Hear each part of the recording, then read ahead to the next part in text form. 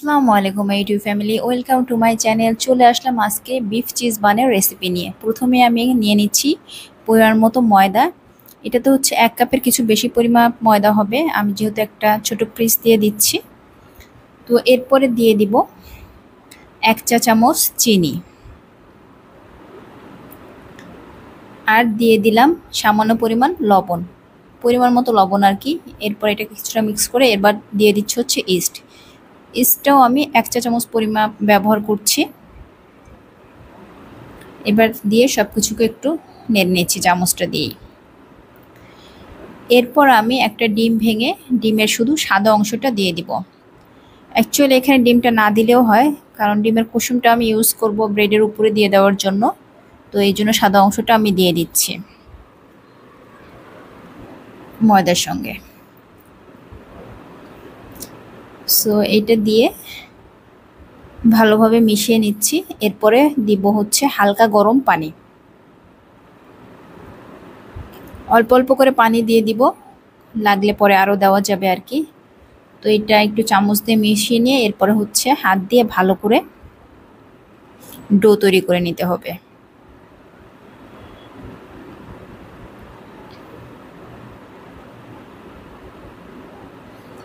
হাত দিয়ে আস্তে আস্তে মেখে নিব, একটা সফট ডো তৈরি করব।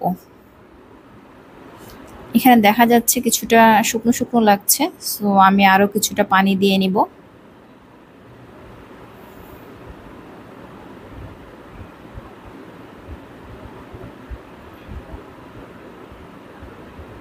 আর ডোটাকে খুবই সফট করে মুথে নিতে হবে, তাহলে হচ্ছে ব্রেডটাও অনেক সফট হবে আর কি। তো এই তো সব কিছু ভালোভাবে মাখিয়ে এবার দিয়ে দিচ্ছি কিছুটা অলিভ অয়েল। চাইলে আপনারা যে কোনো রান্নার তেল ব্যবহার করতে পারবেন। তেলটা দিয়ে এখন এটাকে মেখে এরপরে ঢেকে রাখবো। কমপক্ষে 30 মিনিট হচ্ছে রেস্টে রেখে দেবো ডোটাকে, 30 মিনিট থেকে 1 ঘন্টা আর কি। তো এটাকে ঢেকে রাখলাম। এখন আমি হচ্ছে বানের ভিতরে পুরটা রেডি করে নিচ্ছি। এই যে মাংস রান্না করা ছিল, ওখানে মাংসগুলোকে আমি উঠিয়ে নিয়েছি এবং হচ্ছে হাত দিয়ে এগুলোকে হচ্ছে ছাড়িয়ে নিব ছোট ছোট করে। আর পেঁয়াজ কেটে নিয়েছি, 3টা বড় সাইজের পেঁয়াজ নিয়েছি, কারণ পেঁয়াজটা দিলে আর কি মজা লাগে সব বানের মধ্যে কিছুটা সফট করে। এই যে মাংসটা আমি রেডি করে নিয়েছি আর পেঁয়াজটা আমি দিয়ে দিয়েছি মাংসের কিছুটা যে ঝোল ছিল ওটার মধ্যে দিয়ে জাস্ট একটু পেঁয়াজটাকে নরম করে নিয়েছি। এই যে এখন মাংস আর পেঁয়াজ একসাথে করে ফেলেছি, মিক্স করে ফেলেছি। আর পাশে হচ্ছে আমি চিজ কেটে নিয়েছি, এটা হচ্ছে অষ্টগ্রামের পনির যেটা বলে ওইটা বাসায় ছিল, সো ওটাই কেটে নিয়েছি। আপনারা চিজ ছাড়া এটা শুধুমাত্র চিকেন বা বিফ দিয়েও বানাতে পারবেন, খুবই মজা আর কি। দেখতেই পাচ্ছেন যে আটাটা মোটামুটি ডাবলই হয়ে গিয়েছে। এখন এটাকে আবার একটু মথে নিব। এই যে মোথা হয়ে গিয়েছে, এবার এটা থেকে হচ্ছে 4টা আলাদা করে লেচি করে নিচ্ছি। এই 4টা বল দিয়ে হচ্ছে 4টা বানাবো আর কি। আপনারা চাইলে আপনাদের পছন্দ মতো বড় বা ছোট করে এই বলগুলো রেডি করে নিতে পারেন। সো এরকম করে এক একটা লেচি নিয়ে এটার মধ্যে হচ্ছে পুরটা দিয়ে দিব।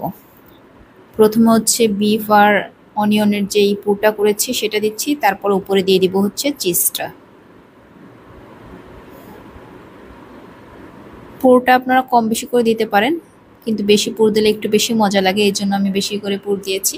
এরপর চারপাশ থেকে টেনে একটু সময় নিয়ে আর কি 2 হাত দিয়ে এটা করতে হচ্ছে, এই জন্য আমি ভিডিওটা ওই জায়গায় করতে পারিনি। তো সবগুলো রেডি হয়ে গেছে। এখন হচ্ছে একটা প্যানে কিছুটা তেল দিয়ে ভালো করে মেখে নিচ্ছি। এরপরে এর মধ্যে হচ্ছে বানগুলোকে বসিয়ে দিব। আজকে এটা আমি ওভেনে করছি। তো এই তো বসিয়ে দিয়েছি বানগুলো, আর যেই ডিমের কুসুমটা রেখে দিয়েছিলাম সেই কুসুমটা আমি চামচ দিয়ে লাগিয়ে দিচ্ছি। আপনারা চাইলে ব্রাশ দিয়ে বা হাত দিয়ে লাগিয়ে দিতে পারবেন। এটা করে দিলে আর কি মানে বানের কালারটা খুব সুন্দর আসে।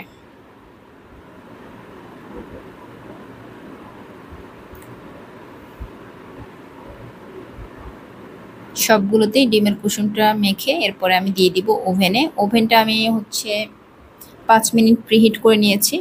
2 থেকে 5 মিনিট প্রিহিট করে নিলে বেটার আর কি, কারণ ওভেনটা গরম হতেও কিছুটা সময় লাগে। এই যে এইবার হচ্ছে দিয়ে দিলাম আমার বানের প্লেটটাকে। এখন দিয়ে এটা হচ্ছে আমি কনভেকশনে বেক করব।